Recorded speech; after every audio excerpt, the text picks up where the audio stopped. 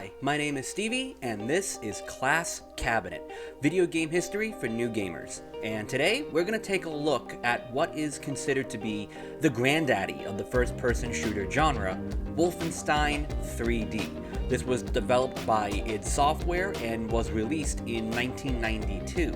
And now some people think that this is the first-person shooter, and that's not true. This wasn't even the first FPS that id Software made.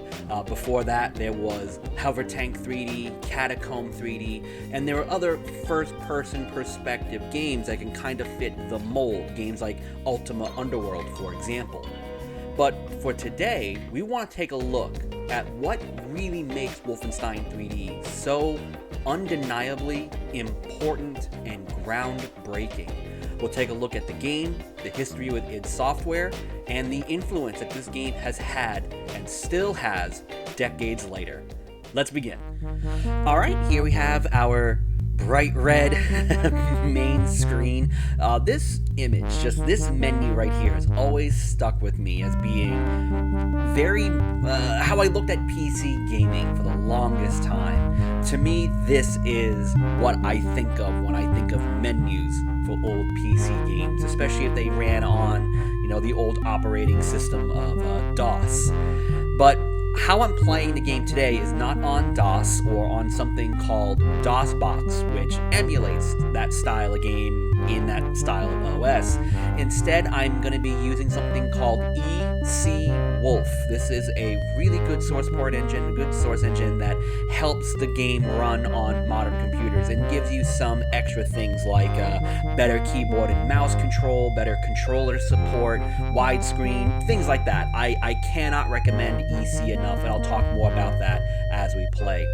And when we hop into the game, the first thing we're going to see is our episode list. So this is something we don't really use this way anymore.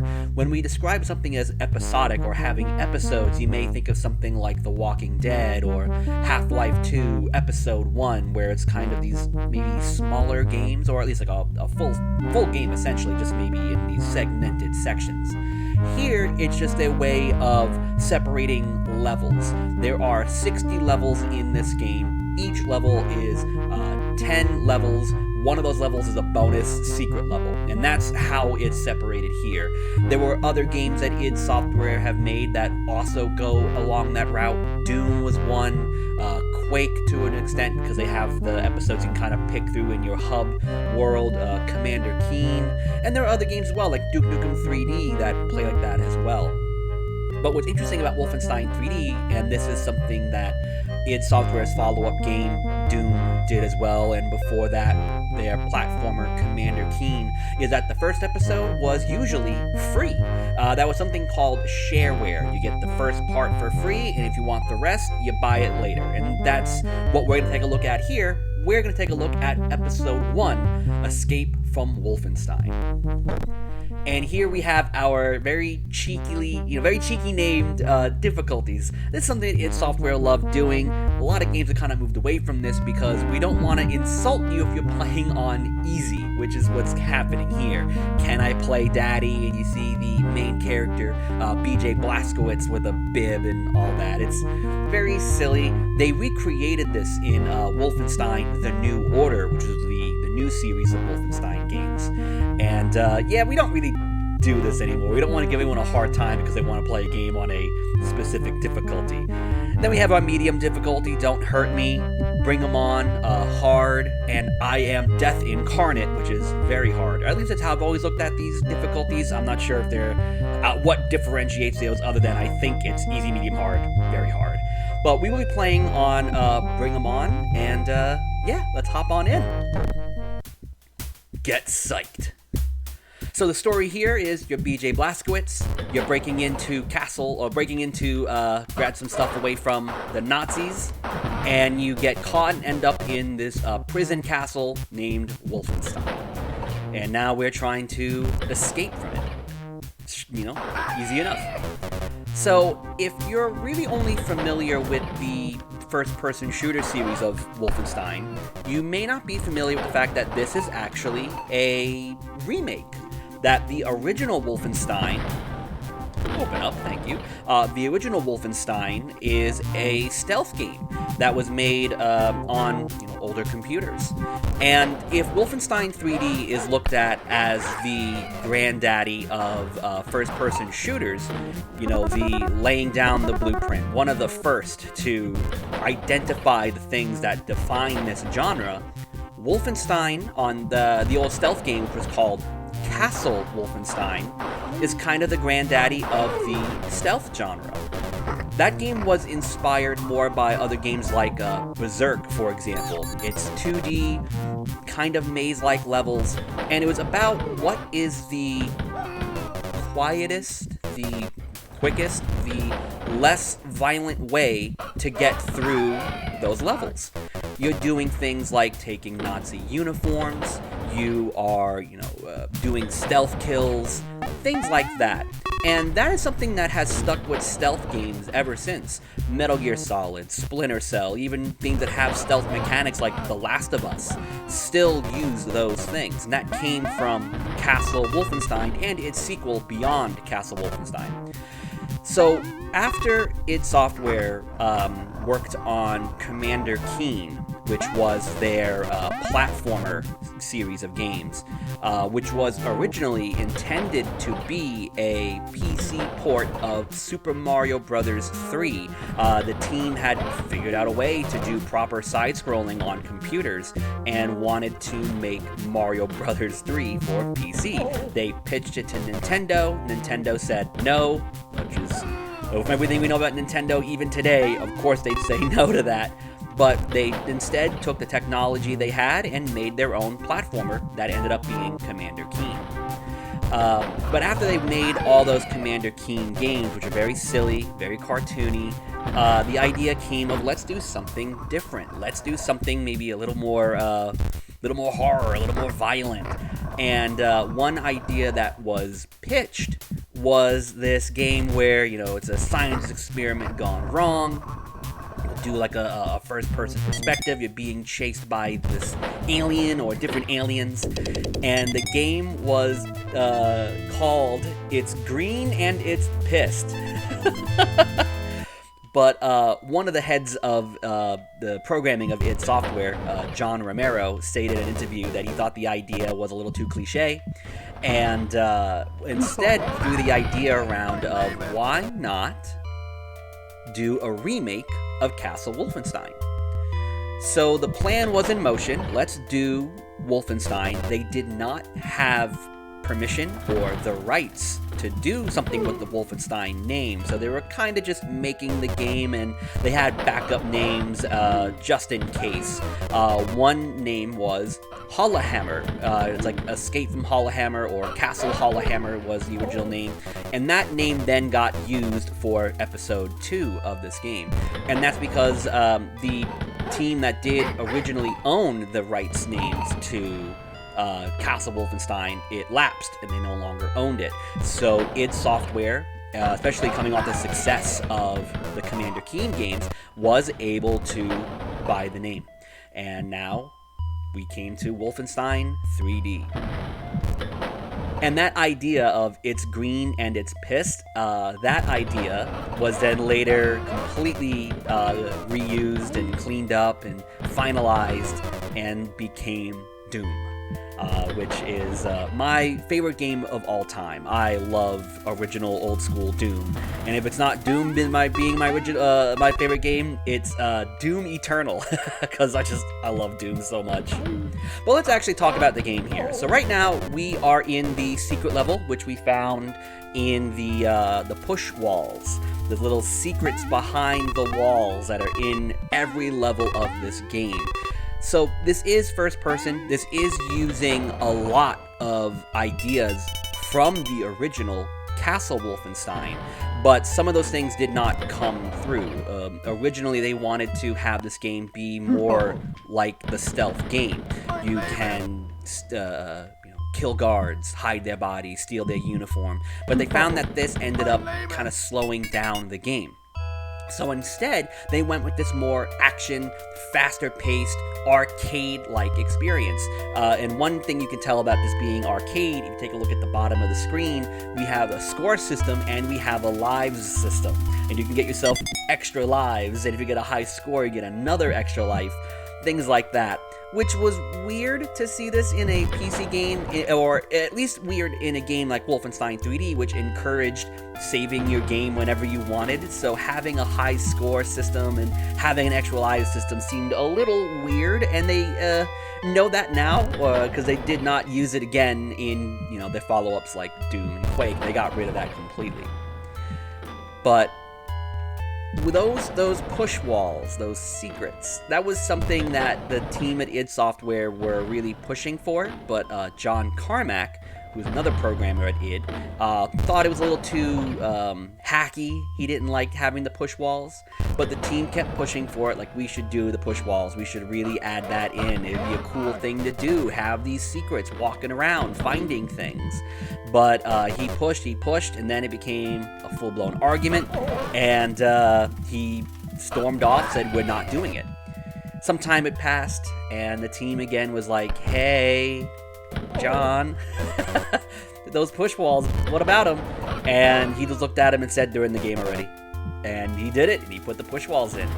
And that thing, that finding the secrets behind the walls, that was a very big thing for first-person shooters for a long time. There were so many 90s first-person shooters that had secrets, and a lot of times finding those secrets were you pressed the right wall and you would get something.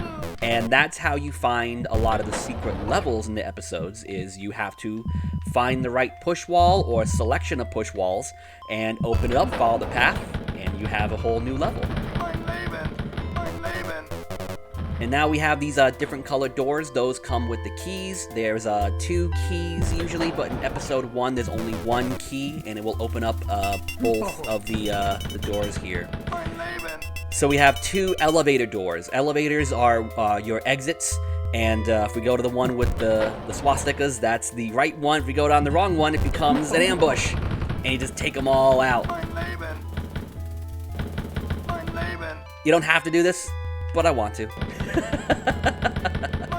So when a guard gets knocked down and they're in front of a door, the door now won't close, it will stay open. Bodies do not disappear, they will stay the whole time. This is something that also is a carryover, or got carried over into Doom, I should say. But if a monster from Doom was in the way of the door would crush them and still close. And that's our secret level. Secret level does not keep track of your stats like every other level in Wolfenstein 3D does. Let you see how many secrets you found, did you kill all the bad guys, did you find all the treasures. This just says, hey, you beat it, so you don't need to worry too much about that. So now we're in episode, level 2 proper. Yeah, you fight dogs, it's a little gross, but that is in this game, so sorry about that. But that kind of leads up to talking about the interesting development history of this game. So, Wolfenstein 3D comes out, it's a massive success, especially because of the shareware. One last thing before I go any further.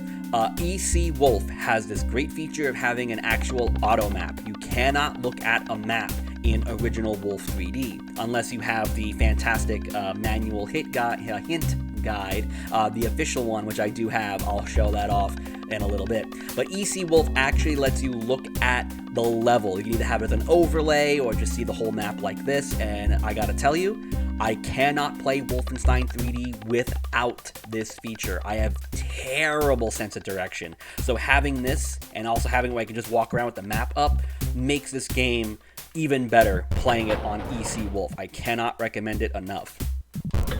But yes, the development history of this game is really interesting because, as I mentioned with the map, taking a look at this thing, it's all mazes. All the levels are squares and 90-degree angles, and you know, they are like Pac-Man or Gauntlet mazes, things like that. And it's also a very violent game. You're walking around, you're just unloading, taking out Nazis. You know, like I said earlier, the stealth idea of Castle Wolfenstein has been completely abandoned for a more faster-paced, arcadey game. And when this game was being published, the publishers, I believe it was FormGen, who was publishing the game at the time.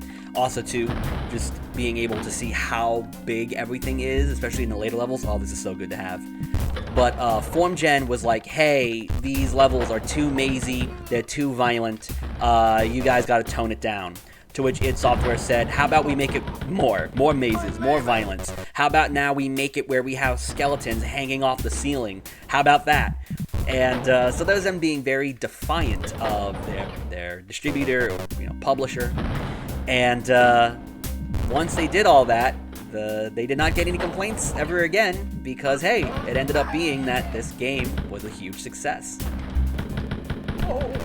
But when the game started getting ported, that's when we start getting some interesting things. This game was, infamously censored heavily when it came over to the Super Nintendo version. And this was at a time when Nintendo was very much like, if you're going to release a game on our system, it needs to be family friendly. Anyone needs to be able to play it. So that's how we get things like Mortal Kombat having all of its blood removed in Mortal Kombat 1 for the Super Nintendo, or things like in original Mega Man, you have this yellow boss that is referred to as Rock Monster in America, but in Japan is the Yellow Devil, and that got removed. So with Wolfenstein on the Super Nintendo, you have things like these pictures of Hitler, swastikas. Swastikas are completely removed. Hitler's mustache is removed. He's renamed to be a completely different character. And now, instead of fighting Hitler, you are fighting Stadtmeister. Like, things like that. And the dogs, which Nintendo said we cannot have a game where you're walking around and killing dogs, for example. Sorry. They then got turned into rats. And there's a documentary, I think it's called like FPS, the movie, something along those lines. I'm unfortunately blanking on the name. And they talked to Rebecca Heinemann, or Burger Becky, as she's called. I'm going to look at the map a lot, I'm sorry. But she was talking about her experience with the game, working on the game, and talking about, like, okay, we'll make it with the rats. And as Nintendo or, their reps are looking at these rats, like, hey, how come there's blood in their mouths? How come when they bite you, there's blood? And she had to be like, it's not blood. It's a tongue, like we all have. And they was like, nope, looks like blood. Gotta get rid of it. And then they had to get rid of the rat's tongue to make sure the game could pass, censorship. Things like that. There's a lot of those things when you look at all these different Wolfenstein ports. Like, how was this altered? How was this changed? How was this allowed to pass censors? Especially when you look at the fact that the game really couldn't be released in Germany, because Germany has very strict, even to this day, have very strict policies when it comes to showing anything with Nazi-related imagery and things like that. It's usually not allowed. So I could imagine someone saying, hey, let's, remove all of the, straight up, in-your-face Nazi stuff so we can have this game in other countries. I can see that being a very big factor for why sometimes this game would get censored. But that also came through with Doom games. For example, Doom 1, in the original version of Doom 1, in the first episode, there's a level that has this platform that you can lower, and there are monsters standing on it, and then you fight them. And the platform was shaped like a swastika. And that was done as just kind of a callback to, hey, we made Wolfenstein 3D. It was a big deal. Yeah, look at that. It's a Wolfenstein reference, which doesn't work when, out of context, there's just a random swastika in the game. So that also really made it where the game could not be sold in Germany because of that one really weird, not so great idea for a reference to a previous game they made. So that got removed. And if you play versions of Doom today, you can kind of tell that if you see a certain platform in one of the levels in episode 1, it's like, that looks weird. I wonder why that's there. It's like, oh, because it used to be a swastika and they had to edit it, and now it looks kind of, sort of like one. Very weird choice. There's also in Doom 2. Two of these secret levels are levels from Wolfenstein, and you fight, Nazis in those secret levels. So that then had to get removed because it made it where the game could not be sold in Germany. If you played Doom 3 BFG Edition, which came with the Doom 1, Doom 2, or if you had on PlayStation, you had Doom Classic Complete, which had pretty much every official version you could get of original Doom. The levels in those would be the censored version. So even though the level is Wolfenstein and the level is, Gross, which is the boss level from Wolfenstein, where you fight Hans Gross, which we will fight at the end of this video, that all became just Doom-related stuff, and they had to get rid of all of the swastika-related things to sell the game. But now, if you play Doom that has been released, the new Unity versions of Doom, that's on like Switch and mobile and whatnot, all of those do have the actual Wolfenstein original levels in Doom 2. The swastika in Doom 1, though, has been fully removed. That ain't coming back. That was just a very weird idea. So one other thing I want to talk about too, and when it comes to combat, the way you shoot and the way doors operate. We'll take a look at that in the next level here. I'm definitely not going for 100% in all these levels because I have no idea where all the secrets are. I'm convinced very few people know off the top of their head where every secret is, because there's a lot of them. I just don't have it in me to go look for them all. But here we have the doors. The doors lie to you, and it's a good thing to remember that, to always remember that the doors lie. So right now, door is closed. Door is slowly opening. Door is now open. It's not how it works. Door closed, and as soon as you hit the button, even though there is a sliding animation, as soon as you hit the button, the door is technically open for the bad guys. So the way this works is as soon as you hit the button, to them, they can tell the door is open. And they can see through the door and see you. Now, you can't see them, but while they automatically can see you, because according to the game, the door is immediately open.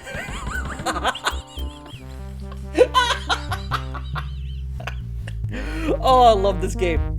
So let's keep talking about what just happened there. They opened the door, saw me immediately. That's great. But anyway, even though the door is technically opening, you can shoot through the door and take guys out who are on the opposite side. Another thing I want to talk about is that we just saw that great thing happen. The Nazis are on patrol. This is something that is not carried over into Doom, and we saw a little bit of that in the secret level before I just shot them in the back. But there are elements here where sometimes the guards are just walking around, or they're standing in place, and they sometimes can just walk into the room you're in because they're patrolling. Now, sometimes they do react to sound, and they can hear the gunfire, and they'll come to you. But there's also instances sometimes where just they're on patrol, and they walked into the room that you're in, and now you have to react. And if you're opening fire, well, now other guards who are in the area are aware of you, and now they can follow your sound. Which is something that is super cool in this game. But now it comes down to how the guns operate. Now, in this game, you only have a few weapons. You have a knife, a pistol, a machine gun, and a Gatling gun. We don't have the Gatling gun yet.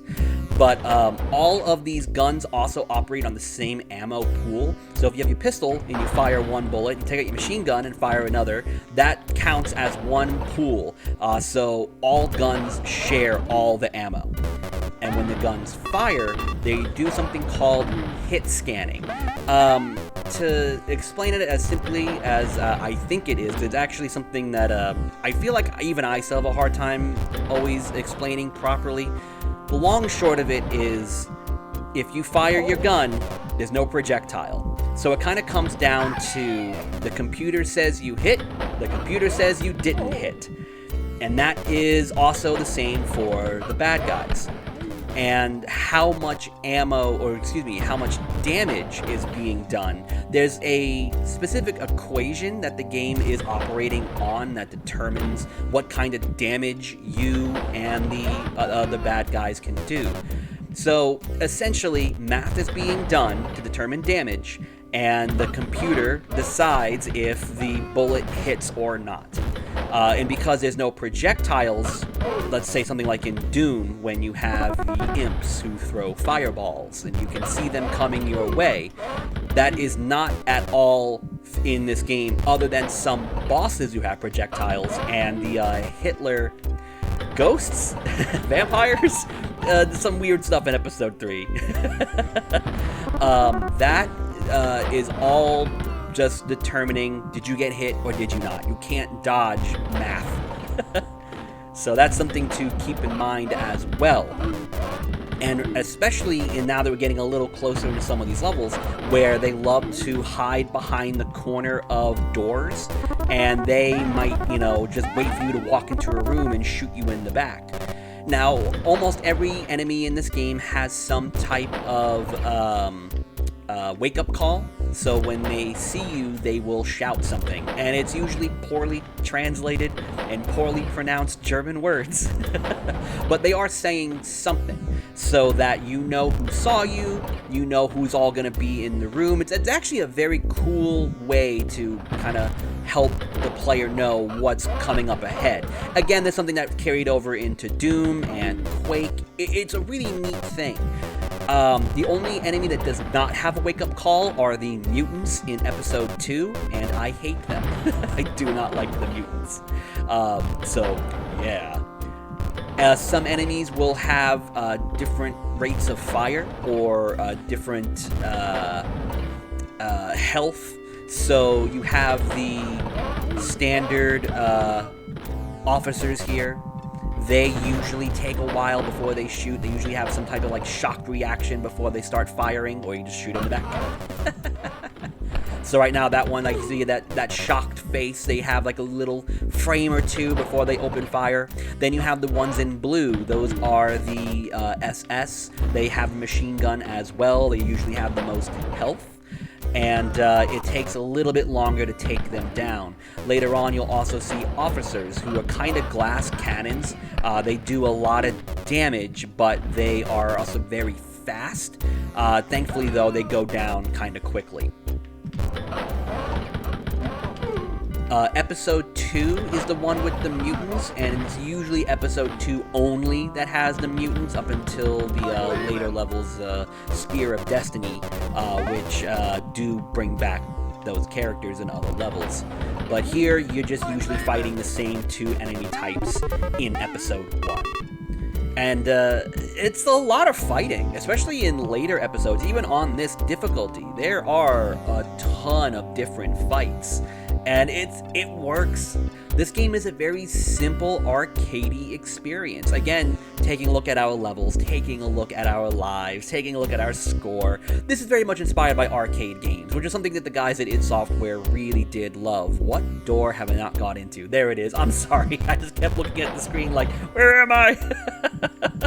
Please indulge me as I look at the map while I move around. There we go. So combat is fast, it's furious, and you just take out a lot at once. And sometimes the more maze-like structures of the levels become the dominant force, where it's more of they're hiding in corners that even you can't tell. There's easy to get lost, and straight combat isn't as prevalent. So kind of planning or kind of trying to gauge where you are at before entering a room is very important, because you don't know how many are in a room. You don't know what corner they're behind, and because they're hit scanning, there's very much a chance that you can pass a corner and they're right there waiting for you, and next thing you know, you get shot in the back and you lose 40% of your health. For example, especially because they are patrolling and they're walking around, another really cool element of the game. So trying to plan, oh boy howdy. So trying to kind of get your footing and not get lost. very hard to do, and also not to lose all your health so quickly, especially on this difficulty. These barrels do not explode like in Doom. There are no exploding barrels. And if we take a look here at the room, there's actually something I haven't talked about yet. So as we can see, we have all these different wall textures, different colors, different styles. Our floor and our ceiling are just, gradients. It's just a color because at the time we didn't have the engine strong enough to do these ceiling and floor and have the game run at this speed. And yeah, we have some, sprites here to give the idea of a lamp and lighting on the floor. Which is really cool. But one thing I like when it comes to the design of the levels is right here in this corner. If you take a look at the wall to the left, it's a darker color. Take a look here at the right, it's a lighter color. There isn't actual lighting in this game, not like Doom, or you look at like later games like Doom 3 and Deus Ex 2. If you remember the advertising for those games, that was one of their big selling points, was like, look how real this light is, how strong these shadows are. Like if they would keep showing, like, it was a lamp overhead, like in Deus Ex 2, and you slap the lamp and you can see the light moving back and forth and how it's reflecting on all the surfaces. Not here, we don't have that. So they would literally get all wall textures and make a darker shade of them, put them together, and this would make it easier on your eyes. It would just make things look a little better, and sometimes lead to, hey, here's where secrets are. Which is something I really appreciate about this game. It's something that's so simple, but it works and it comes into play, making this feel like a more lived-in style of castle. Which is something I do like about Wolfenstein 3D, the first 3 episodes, is that they are trying to make these seem like a real place as best as they can. It's not just a series of maze and walls textures, which it looks like. I mean, not gonna say it isn't, but they are trying to make this seem like, oh, there's some rooms where there's like a table and chairs. It's like this could be like a living quarters. But if you take a look at when FormGen made their own Wolfenstein levels, this was in a continuation to the sequel to this game, Spear of Destiny. They made mission packs for Spear of Destiny called Return to Danger and Ultimate Challenge. And those really are just a series of mazes. There really isn't any sense of like, this could be a real place kind of thing. There is none of that in those levels. Alrighty, seems like we're doing good. Alright, take a look at our map one more time here. See if anyone haven't gone. I have not gone to the doors over there. Wonderful. Again, EC Wolf, cannot recommend it enough. Also, too, like, I had a little bit of an issue playing the game a little bit ago where there was a bug where if you grabbed the Gatling gun, the game would crash. And they had a thing where you put in, noticing bugs or errors, and other people had that issue as well, and they fixed it real quick, and now it's not an issue.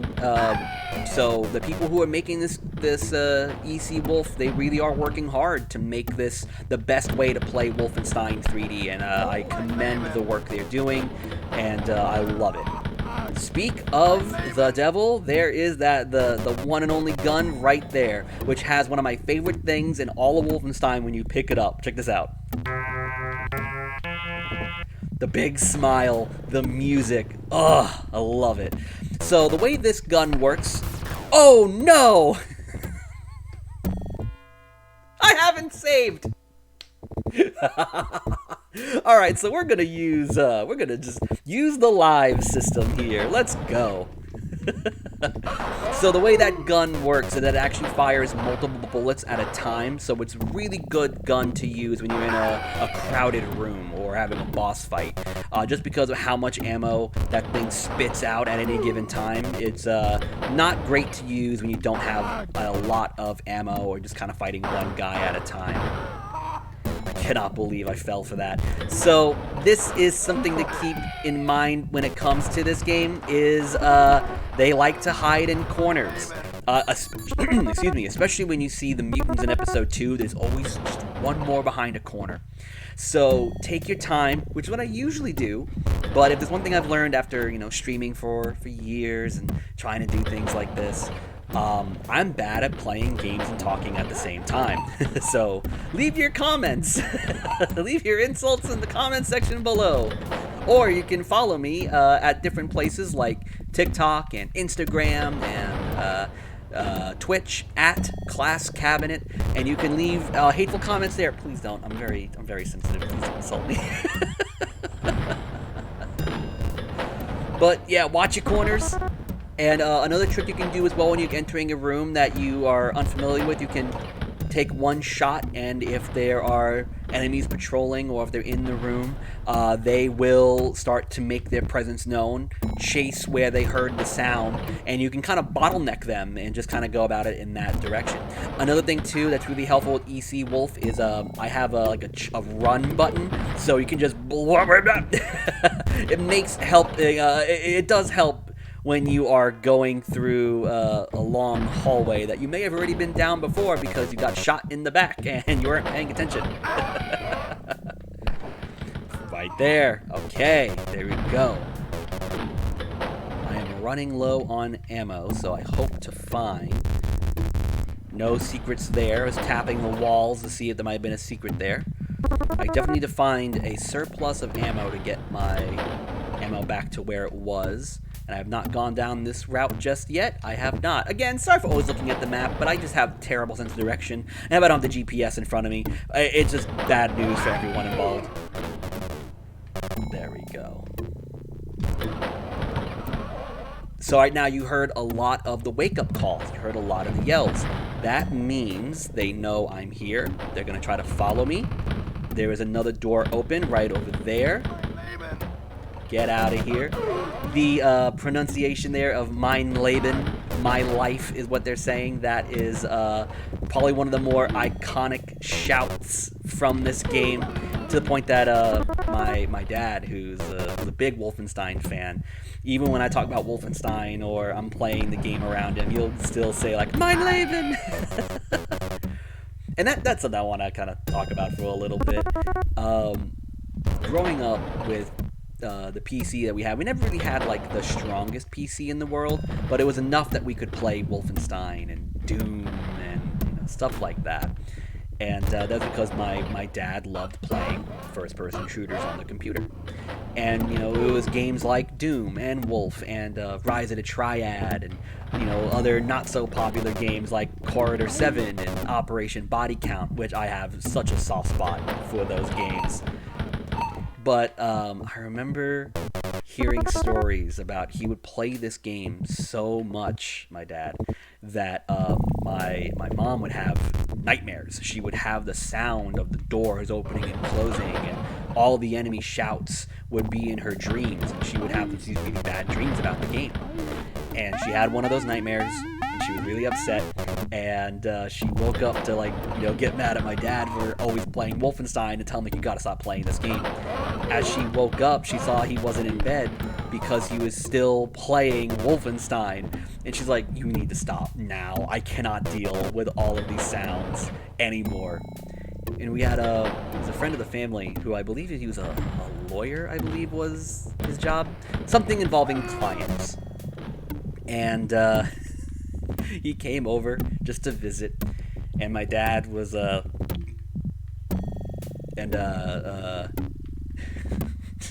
dad was like, hey, have you seen this game? And he's like, no, what's this? Like, oh, Wolfenstein, check it out. And they started playing the game a bit, and they started playing the game a bit. And next thing you know, some time has passed, and he realizes he's very late to seeing his client. And he goes, oh shit, can I borrow your phone? And he calls this person, his client. Is like, hey, I'm so sorry, things ran a little late. Yes, I'll be there shortly. We'll be able to handle this. Yes, my apologies. See you soon. And my mom's seeing this, and she's like, are you seriously doing this? Like, you're on the clock and you're sitting here playing Wolfenstein. What is wrong with you people? I've always loved that story. It's like, yeah, no, gotta play Wolfenstein. It's more important. So this is one of those games that I've always had a lot of affection for because of that. This was always one of those like games that we played a lot, those games that we talked about a lot, just always wanting to play this style of game. And a lot of that was because, you know, Wolf and Doom made first-person shooters cool for a lot of people. Not just, you know, me and my dad who have bad impulse control. I'd be like, no, just more Wolfenstein, let's go. So, yeah, that's an Among Us. That's an Among Us. Hey, what's up? Alright, what doors have I got into yet? Like, I haven't got over there. So yeah, man, this is a game that's still easy to play, still easy to find, and it's just a wonderful game to play. It still is fun. It still is fast-paced and thrilling, and all of these things that make you love a first-person shooter kind of started with this game. And I can see it looks like a secret over there, so I'm gonna go bother that secret right there. So as I mentioned earlier, there is a official hint guide for the game that there we go, that has all the information for all the levels, the maps, and also has really interesting behind-the-scenes things as well, like developers talking about what it was like making the levels, and you get to see early sketches of the bosses. It's all very cool stuff, and if you can find it, please grab it. I highly recommend it, even if you don't like Wolfenstein necessarily, but just to see a very, very cool book for, you know, a love for a game. John Romero also said that he had more fun working on that book than he did making levels for the game at a point, because these levels are all just mazes. So being able to say, like, you know what, let's just take a breather here and write some fun and cool stuff was a lot of fun. It's just that theory with the shooting into a room to get everyone's attention. Okay, there's two at least. There's one hiding behind a corner, another one's walking around. Boom. So another thing with the way, and maybe this is just me, and I'm just bad when people get in my business, but it seems to be way easier and more forgiving when an enemy is at a distance than they are when they're up close. I cannot believe I cannot play this game and talk at the same time. However, if you want to see me do more of that, on Twitch at classcabinet, I am playing every single level of Wolfenstein 3D. That includes the original 3 episodes of Wolf 3D, plus the follow-up 3 episodes of the Nocturnal Missions, Spear of Destiny, which was the sequel, and also its mission packs, Return to Danger and Ultimate Challenge. I'll be playing all of that in my streams, and I'll keep going until I beat Wolfenstein. So that is every Tuesday, or as many Tuesdays as I can. I am streaming and playing that game. So if you like what you see here and want to see more Wolfenstein and see me embarrassingly get shot in the back more often than not, please follow me, twitch.tv/classcabinet, and watch some live Wolfenstein there. I'm currently in the middle of episode 2, dealing with the mutants, but I think once I get through episode 2, the rest of the stream should be a little easier. Episode 3 is a less harrowing experience when the mutants aren't walking around and, you know, popping you in the back. So the treasure there, I want to talk about that, because that is something that didn't really carry over into other games that id Software made, and that's because it was part of your score system and your completion rate. Doom originally was going to have some type of treasure, but that was removed during development because of, you know, the reasons we stated before. It kind of felt like something from the past. It felt like an old arcade thing. And there are gold sprites that were made for the game to be a treasure collectible. So they do exist. They weren't made, but they were cut. So if you play Doom today and you have your 3 criteria at the end of a level, secrets, deaths, or items. The items are just like your individual health and armor pickups that count towards your item collectible 100%, which I'm not sure I feel about that. You know, it always felt like a weird way to keep that going. You also have your par time, you know, how fast did you beat the level, and that really expanded in Quake, where they got rid of the item collectible stat, and it just became kills death par, or kills secrets par, I should say. But the item collectible aspect, that's something that never really came back after Wolfenstein 3D, or at least not to the same extent. Alright, doing a little better now, holding my own, having a good time. I got shot in the back because, as I said, check your corners, and I'm not doing that. When I'm not talking... Okay, there we go, I got one hiding in a corner, get out of here. Door trick! Alright, I'm glad I was able to show that off, and I didn't have someone walking on me as I was talking about it again. There we go. So for your health, you have things like med packs, you have human food, and you can also eat dog food as well if you're low on health. But the big one is blood on the floor. If you have health that is below... Ooh, that's a lot of screaming. If you have health that is below 10%, you have 10% health, and if you see piles of blood on the floor... Pile? That's not the right word. If you happen to see blood on the floor, you can drink that up and get 1% of your health back until you're back in the 10%. So it's gross sounding. Like you have like a slurp noise and everything. It's gross. Excuse me. There was that one guard on patrol walking around. I love that. And again, that's something that did not carry over into Doom. But one thing that is in Doom that is not in Wolfenstein 3D and works against you is enemy infighting. You can make enemies fight each other in Doom. If there is two monsters next to each other and an imp hits a pink demon with the fireball, the pink demon will turn around and start to fight the imp. And that's a good way to save on ammo, to control the combat space. It's a really cool thing and also can become part of your strategy. In Wolfenstein 3D, not only do enemies not infight, their bullets will travel through each other. So when you have levels in Episode 2, for example, where you're fighting a lot of mutants, and they're coming down a hallway, and there's like 3 mutants in a row, the third mutant all the way in the back can shoot you, because his bullets will go through the other bad guys. That is not the same for you. If there is something like, let's say, those SS who take a lot of bullets, you just need to wait till they go down before you can hit the others from behind.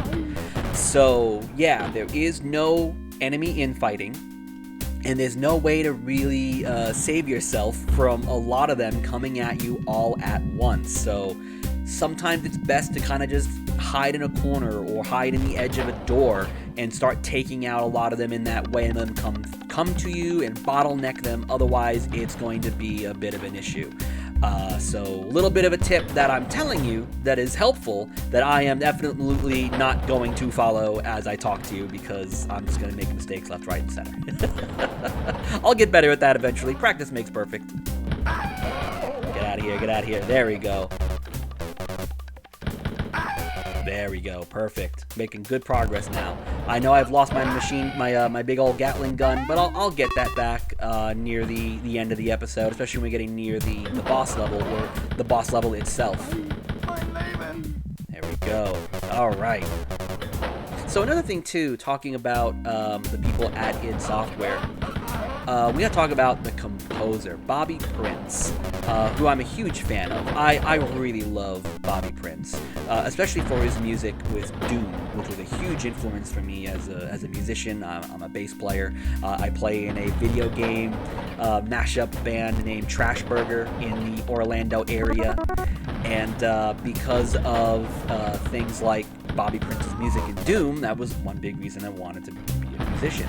So I'm a big fan of him musically, and listening to interviews with the man, he is a very he's got a very slow southern drawl, and just kind of talks about what it's like working on these games and the history of it and what it was like making the music. And I've learned a lot about the time at id Software through him talking about what it was like working on those games as an independent contractor through id Software.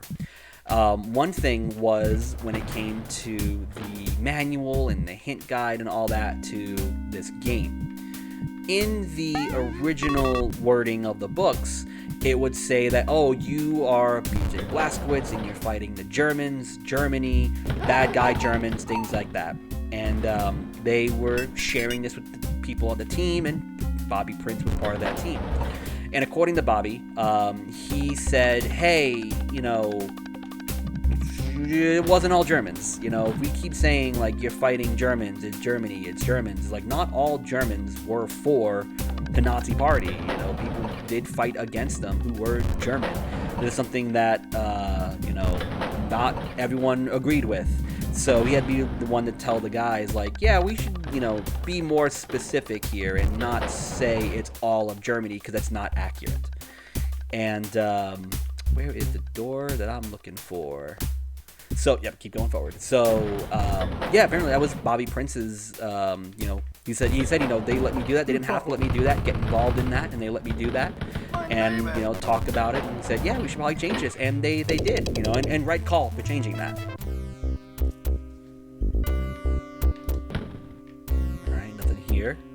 Not every enemy reacts to your sound. A lot of times they only react to you upon sight, especially when we get into later levels and, you know, again, they're hiding in corners, things like this. So these pillars you see here, they are, you can't see through them, but the bad guys can.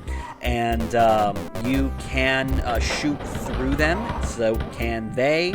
But the big thing is, again, they can kind of see you through it while you can't. So be aware of your surroundings. That was fun, just wasting 4 of them at the same time. Oh, someone's still around. But that could also be across the room, because they might be around the other pillars and they can see through you. So yeah, being aware of the fact that here's where I am standing.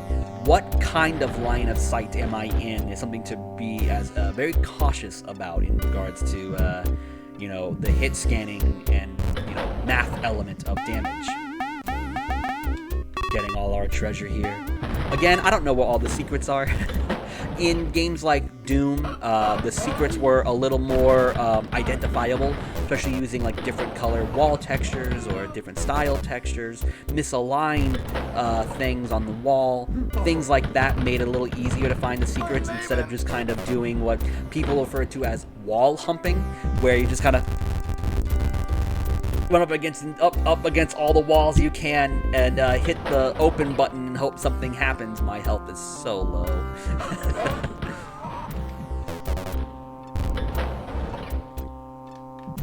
Alright, let's get some health now. I definitely am in dire need.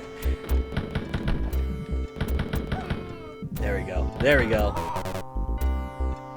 Honestly, the craziest part about some of these levels, the boss levels are the easiest part of this game, because the bosses being hit scanning and being, you know, very much, oh, their animation is always this way. As long as you can avoid their fire, you can get through it really quickly. And almost all of the boss levels have secret walls that give you a ton of health and ammo and a Gatling gun if you don't have it. You know, for example, if you happen to die in the level, like I'm doing a lot right now. And it's very helpful. So more often than not, the last level is the easiest level. The SS will almost always drop a machine gun, so if you need a machine gun, take out an SS and you'll be fine. Alright, there we go. Getting my revenge. It's going by a lot quicker now. There we go, I know what I'm doing. I'm a strong... Oh, boy howdy! They came through. There was a lot of guards on patrol at that moment. Oh boy. I was so not prepared for that. Alright, no secrets there. This game is still fun. I have a lot of fun with this game. I really enjoy it. And again, can't recommend it enough. get EC Wolf, it's a great way to play this game. If you have a Game Pass for PC, you already have the original files for Wolfenstein and Spear of Destiny. When you turn on EC Wolf, it will find those files automatically, and you can just play the game through EC Wolf immediately. So yeah, cannot recommend it enough. Oh, I heard another door open. I see you. There we go. You can't kill me more than you've already killed me. I'm smarter than that. Oh, look how smart I am. You can't hurt me more than I hurt myself. There's something my grandfather would say when someone would say something that he thought was dumb or they did something silly. He would, point at his head, try to say like, oh yeah, look how smart they are. But he would say it like, instead of like, oh, he has brains, he goes, you got kidneys there. And which is something I always thought was just a weird thing to say, but has stuck with me forever. So whenever, like, especially I have a friend of mine who I talk about a lot when who I talk with a lot when I do silly stuff, and I'll just look at her and go, yeah, I got kidneys. And she's like, you gotta stop doing that, man. So when we talk about Wolfenstein, and it's still going on today, there are people still making Wolfenstein games, which rules, because Wolfenstein is great. Okay, I thought there was going to be a lot of guards there for some reason. I just got really panicky there. One of my favorite Wolfenstein games, and if we look at the order of release, whoa boy, we have games like Wolfenstein 3D, and then we had the follow-up Spear of Destiny, and Wolf 3D and Spear had their own follow-up mission packs. But after that, we didn't really get a Wolfenstein game for a long time, not until we got Return to Castle Wolfenstein, which is the kind of remake, kind of follow-up, kind of sequel to Wolfenstein, which is awesome, great game. Okay, we're good. Love that game. It's really genuinely a great game. And then after that, we then got a game made by Raven Software just called Wolfenstein. And this one's kind of the lost Wolfenstein game because it got delisted. And I'm still not sure why the game got delisted, but it can't be bought. Even on Game Pass, especially Game Pass PC, which has Return to Castle Wolfenstein and its multiplayer expansion with enemy territory, and you also have all the other current Wolfenstein games made by Machine Games, games like the New Order, the New Colossus, Old Blood, and Young Blood. All those games are on there except the one that Raven made. And I know that one isn't the most well-liked Wolfenstein game, but it's my favorite. Honestly, that one is my absolute favorite. I love that game so much.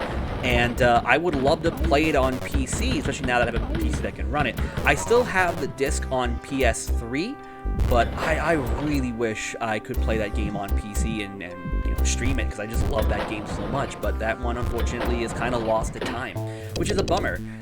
It's always a shame when a game gets delisted. So hopefully one day that game can come back, because I would love to play it on modern hardware. Even if you go on something like My Abandonware, which has a lot of games that they're not sold anymore, that one's not on there. So I don't know, maybe one day. Hopefully it'll happen. Alrighty, I'm gonna jinx myself, and I'm gonna say I'm on a roll right now. I feel good. Alright, feel confident. I know what I'm doing. I'm strong. I have a gun. They also have guns, but mine's better, because the math is on my side. I have the power of math and machine guns on my side. Nope. Okay, there's another one. He's probably gonna come through this door here. Yep. I love that. I just love that they can come through the door and just get one up on you if you're not paying attention. That is way more prominent in some of the later episodes too, when you have these rooms that like 3 doors lead to the same big room, but there's a lot of people out there and they're coming through all of the doors. Alright, we already got the key. Wonderful. No. Get out of here.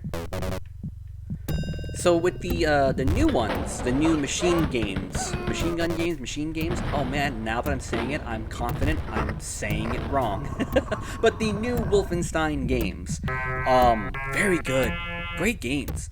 They all have a much different tone than the Wolfensteins before it. There's usually, some kind of sense of pulp. The lone American hero coming in and fighting the Nazis. And you also have, some other weird things like in the Raven Wolfenstein, how you find this medallion that gives you powers, and there's like an alternate dimension on our world that you can get energy from, and you're like, oh, okay, that's cool. And then you had things like in Return to Castle Wolfenstein, where there's there's a whole occult paranormal division of the Nazis, and they're finding all of these things and resurrecting ancient evils, and it's like stuff like that. And in the new Wolfenstein games, it's a little more darker while also having some silly elements, but there's a lot to those games that I love. Those games are fantastic. So if you want to start on a Wolfenstein game, honestly, probably the New Order is not a bad place to start. It is a kind of sort of sequel to the Raven games, which no one can play ever again, apparently. But that's not important. You don't necessarily need it. And for you Doom 2 fans, here is the gross level where you would fight a cyber demon. You come this way. There it is. You can get yourself a little supply room here. Get ourselves a machine gun that we didn't have. Boom. And let's go take out the episode 1 boss of Hans Gross.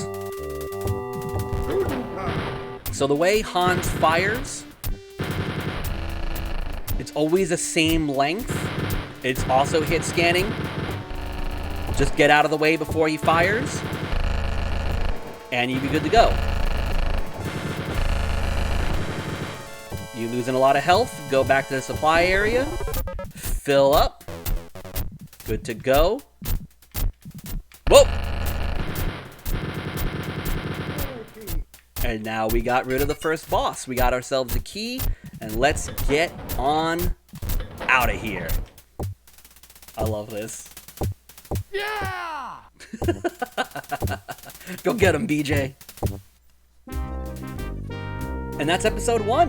That's the shareware right there of Wolfenstein 3D. And there you have it, episode 1. I love Wolfenstein.